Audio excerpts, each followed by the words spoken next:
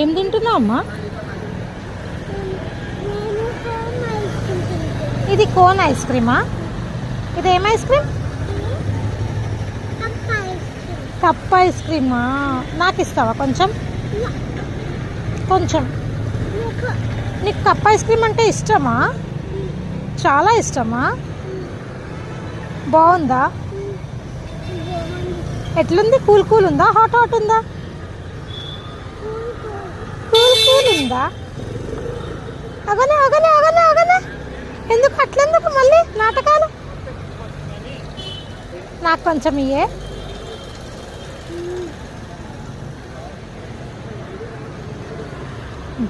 నాకు కొంచెం బెటరా? ఐస్ క్రీమ్ తిన్నట్టు అన్నం తినాలి. అన్నం తిన్నికే రాదు కదా.